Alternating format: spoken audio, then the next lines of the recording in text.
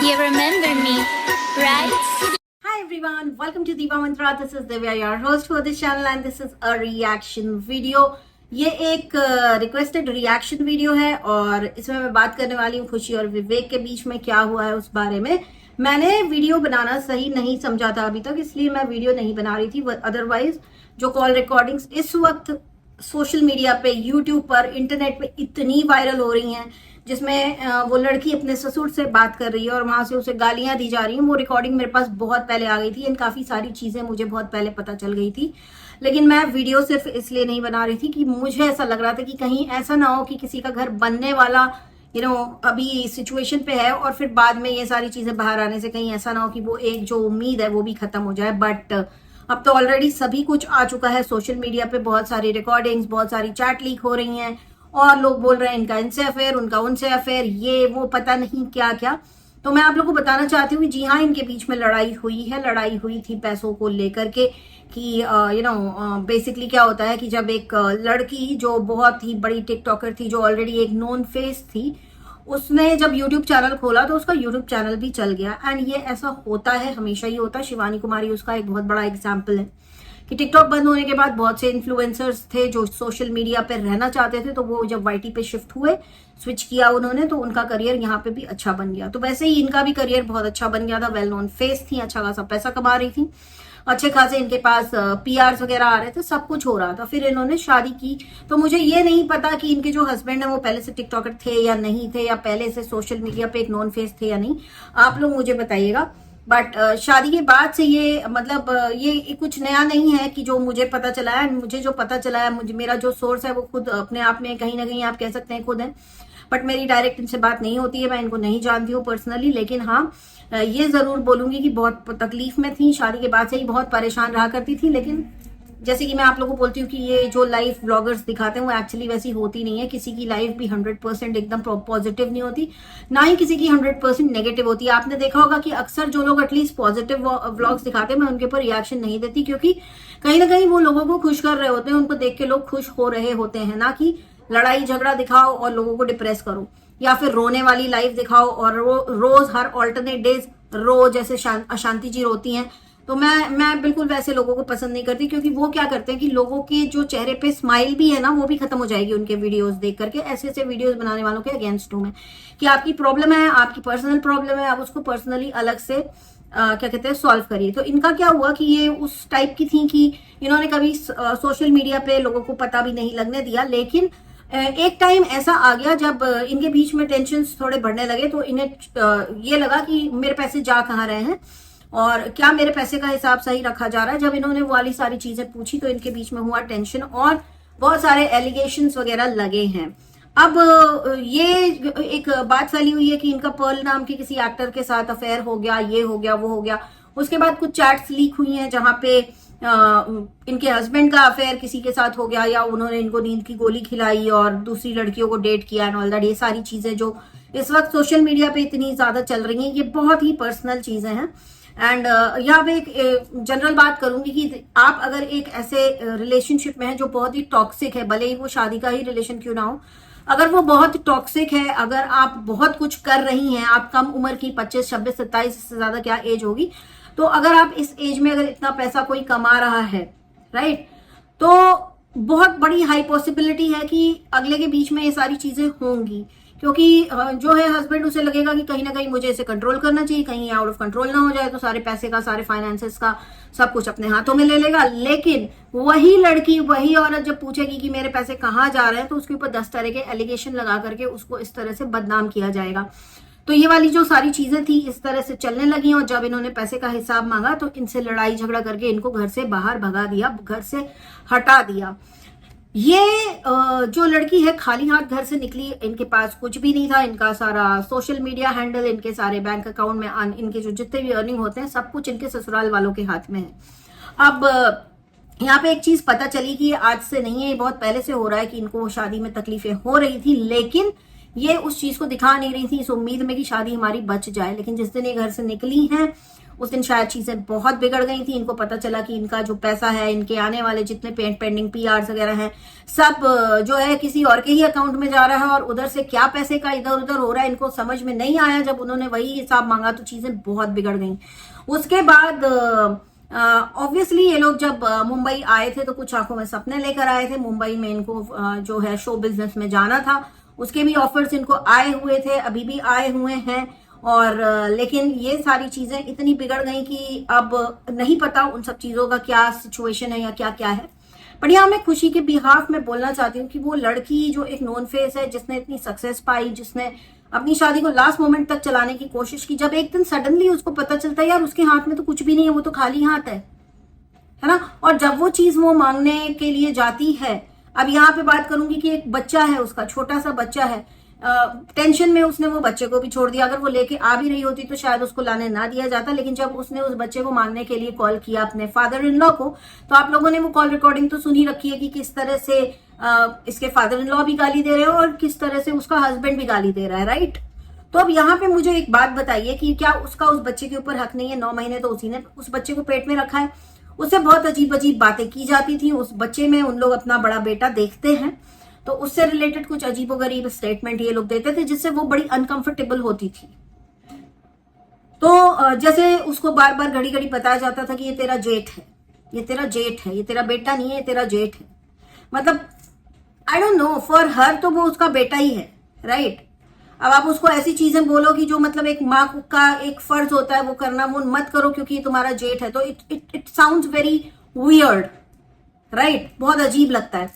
लेकिन फिर भी अब बात होती है कि क्या इनका अफेयर है पर्ल के साथ, या ये है वो है। तो मैं एक चीज बताऊंगी, जब टॉक्सिक रिलेशन में जब आपको पता चले कि आपको किसी भी तरह का कुछ भी आपके पास नहीं है, आपको सिर्फ एक पैसा कमाने का जरिया समझा जा रहा है, इतने टॉक्सिक रिलेशन के बाद कहीं ना कहीं किसी ना किसी का फैचुएशन होना मतलब कोई बड़ी बात नहीं है, ह्यूमन नेचर है, होता है। दोनों साइड से था, ठीक है, दोनों साइड से था। लेकिन अब नहीं है, अब ऐसा कुछ भी नहीं है। अब मैं यही सोच रही हूं, मैं यही बोलना चाहूंगी कि अगर इनका घर बन जाता है, अगर ये एक हो जाते हैं तो बहुत ही अच्छी बात है। इनको एक हो जाना चाहिए और एक दूसरे की जो चीजें हैं वो लीक नहीं करनी चाहिए, बैठ के आपस में अच्छे से बात करनी चाहिए, क्योंकि एक छोटा बच्चा भी है, राइट। एक छोटा बच्चा है, उसको दोनों की ही जरूरत है, माँ की भी जरूरत है, पिता की भी जरूरत है। अब आप ये सोचो कि एक लड़की जो इतने दिनों से अपने बच्चे से दूर है, यही चीज ऐसी ही कुछ चीज हमने स्नेहा है ना उसका नाम शायद, और पारस टकराल के बीच में देखी थी। उसने जब अपना बच्चा मांगा तो उसको गालियां दी गई थी, उसको डांट के भगाया गया था। उसके बाद जब उसने गिव अप कर दिया और उसने सोचा कि चलो लाइफ में अब आगे बढ़ते हैं, क्योंकि देखो 2-3 तरह के ऑप्शन होते हैं ऐसी लड़ाई में। अगर हस्बैंड वाइफ के बीच में ऐसी लड़ाई हो जाती है कि उनका साथ रहना एक छत के नीचे मुश्किल हो जाए, तो अलग होना बेहतर होता है। लेकिन अगर कोई चांस हो कि वो चीजें ठीक हो जाए तो वो करनी चाहिए। अगर वो कुछ भी काम नहीं कर रहा है तो मूव ऑन करके आगे बढ़ के अपनी लाइफ देखनी चाहिए, ना कि उस चीज को लेके जिंदगी भर रोते रहना चाहिए जो पास्ट में हो चुकी है, जिसको आप चेंज नहीं कर सकते। लेकिन उस पास्ट के कारण अगर आप अपना प्रेजेंट उस पास्ट को सोचने में लगाओगे तो आपका फ्यूचर भी खराब हो जाएगा, राइट। तो यही सोच के शायद जो स्नेहा जो भी है वो लड़की वो आगे बढ़ गई, and she is living her life very happily, and she knows कि उसका बच्चा उसके पापा के पास है, तो ऑब्वियसली सुरक्षित है। तो वैसा ही अगर कुछ मैं इनसे बोलूंगी कि आप लोगों के बीच में अगर सॉर्ट आउट नहीं हो रहा है तो आप लोग भी मूव ऑन करिए लाइफ में, but try and give it a chance, क्योंकि आपने हमेशा अच्छे व्लॉग्स बना के अपने बीच का बॉन्ड बहुत अच्छा दिखाया है। तो उस बॉन्ड को अब टाइम आ गया कि वाकई में अच्छा करिए, एक दूसरे को माफ करिए और एक साथ आगे बढ़ने की कोशिश करिए। मेरा वीडियो ना बनाने का कारण ही यही था कि कहीं इनका घर खराब ना हो जाए। मैं सारी चीजें आप लोगों को बता सकती हूँ, बहुत सारे प्रूफ लगा सकती हूँ, बट मैं वो काम नहीं करूंगी, क्योंकि हम लोग यहाँ किसी का घर तोड़ने नहीं आए रिएक्शन दे करके। हम ये चाहते हैं कि इन लोग एक हो जाएं, बहुत अच्छा इनका जो है बहुत अच्छे कपल हैं, दोनों साथ में अच्छे लगते हैं। लेकिन इनके फादर इन लॉ को ये बात बोलूंगी कि आप मतलब कैसे, किस तरह से आप इस तरह से अपने घर की बहू से बात कर रहे हैं, जो आपके बेटे की वाइफ है, आपके पोते की माँ है, आप उससे इस तरह से बात कर रहे हैं कि बहन की उसको गाली दे रहे हैं आप, एंड कह रहे हैं कि तू लेके दिखा। वो बच्चा लीगली भी अगर उसने सच में वाकई में कोर्ट में केस कर दिया तो वो बच्चे की कस्टडी उसी के पास जाएगी, आपके पास नहीं आएगी। पर जिस लड़की ने आपके घर को पैसों से भर दिया, मतलब जो भी कमाया, जितना भी कमाया उसने हमेशा ससुराल में अगर दिया है, तो उस लक्ष्मी को अगर आप इस तरह से घर से निकालते हैं और उसके बाद उसको गालियां देते हैं, तो आप सोच सकते हैं कि जब लक्ष्मी नाराज हो जाती है किसी से तो इंसान खाली हो जाता है। तो मैं यही कहूंगी कि हमारे जो हमारे कंट्री में औरतों के अंदर माता का झलक देखी जाती है। आप उसी माता रानी के आगे हाथ जोड़ते हैं, फिर अपने घर की बहू बेटियों को माँ की बहन की गाली देते हैं। तो आप लोगों को शर्म आनी चाहिए। इस उम्र में आप अपनी बहू को बहन की गाली दे रहे हैं, क्यों? क्योंकि सिर्फ उसने अपना बेटा मांग लिया आपसे, आप इतना ऑफेंड हो गए। आप सोचो वो कितना ऑफेंड हो रही होगी जिससे आपने सब कुछ छीन लिया, उसका करियर छीन लिया, उसका चैनल छीन लिया, सारे सोशल मीडिया हैंडल छीन लिए, उसका जो फोन था वो भी छीन लिया, उसका बच्चा भी छीन लिया, सारे पैसे भी छीन लिए। लड़की कहाँ जाएगी? हालांकि मुझे ऐसे लगता है कि अगर वो अपना चैनल बनाती है अलग से तो फिर से उसको ऊपर जाने में या उसका चैनल ग्रो होने में टाइम नहीं लगेगा, उसको लोगों का बहुत प्यार मिलेगा। क्योंकि वो गलत, मुझे मतलब जितना भी पता है उस हिसाब से तो मुझे वो गलत नहीं लग रही है। हाँ, ये बात जरूर है कि वो अफेयर वाली जो बात उड़ी है उसमें अगर कुछ सच्चाई है तो थोड़ी बहुत गलती तो उसकी है, लेकिन क्योंकि अभी हमें सिर्फ एक ही साइड की चीजें पता है इसलिए हम 100% क्लीन चिट इन्हें नहीं दे रहे हैं और ना ही 100% गलती दूसरे साइड की बता रहे हैं। लेकिन जिसने खोया है उसने किसने ज्यादा खोया है? इसने मतलब खुशी ने सब कुछ एक झटके में उसके हाथ से छीन लिया गया, तो ऑब्वियसली उसको बुरा लगेगा। इंसान है, इंसान का बच्चा है, उसका भी एक बच्चा है, आप उससे भी उसको मिलने नहीं दे रहे हैं तो ऑब्वियसली उसे बुरा लगेगा। अगर कल को वो 4 गालियां देती है या कुछ रिएक्ट भी करती है ना, तो मैं कहती हूँ कि मैं उसको बेनिफिट ऑफ डाउट दूंगी कि that she is going through a lot. बहुत परेशान है वो, बहुत परेशान है। एक इंसान जिसने इतने कम उम्र में इतना पैसा कमाया और आज उसके हाथ में कुछ भी नहीं है, वो खाली हाथ है, तो उसको बहुत बुरा लगेगा। जिसने शादी करके घर बसाया, बच्चा पैदा किया, फैमिली बनाई, उसके हाथ से वो फैमिली भी चली जाती है तो वो बहुत परेशान है। ये आप सबको समझना चाहिए। एंड मैं यही बोलूंगी कि कुछ भी गंदा, दोनों में से किसी को मत बोलना, किसी को भी गंदा मत बोलना, क्योंकि ये लोग एक्चुअली अभी बहुत सफर कर रहे हैं, बहुत सफर कर रहे हैं। नहीं आ रहे हैं, नहीं बता रहे हैं अपनी चीजें, पता नहीं क्यों नहीं बता रहे हैं। होगा कुछ रीजन, होंगे कुछ ऑप्शंस ऐसे खुले हुए होंगे जिससे ये शायद एक हो सके ऑब्वियसली। एंड इसलिए दोनों साइड से इस वक्त बहुत सन्नाटा है, लेकिन चीजें अच्छी नहीं है इनके बीच में। और मैं इस वीडियो को ज्यादा लंबा नहीं करूंगी, मेरा ये वीडियो अभी के लिए इतना ही। और कुछ मुझे नया अगर पता चलता है तो मैं बिल्कुल आपको बताऊंगी। दूसरे साइड की भी स्टोरी जानना चाहूंगी। एक साइड की स्टोरी जान करके, रिएक्ट करके एक ही इंसान को पूरा मतलब ये बोल देना कि नहीं यही सही है अगला गलत है, नहीं। अगले की भी स्टोरी हमें जाननी पड़ेगी कि उसके साइड से क्या चल रहा है। लेकिन अभी इस वक्त जो भी है, दो में से एक को एकदम, ये जिसको कहते हैं ना, एकदम .0 पे लाके अगर आप खड़ा कर दो तो that is very painful, that is very painful. और उस चीज के लिए तो मैं बिल्कुल उसका साथ दूंगी कि उस लड़की को आपने .0 पे खड़ा कर दिया। वो आज से मेहनत नहीं कर रही है, बहुत टाइम से मेहनत कर रही है और वो बहुत अच्छे कपल है दोनों। मैं चाहूंगी कि तुम लोग एक हो जाओ, मिलकर के आगे बढ़ो, ना कि इस तरह से अलग अलग होके। तो ये मेरा रिएक्शन आज का इतना ही। बहुत ही जल्दी मिलती हूँ आपसे नेक्स्ट वीडियो के साथ, जो होगा मेरा बिग बॉस का रिएक्शन।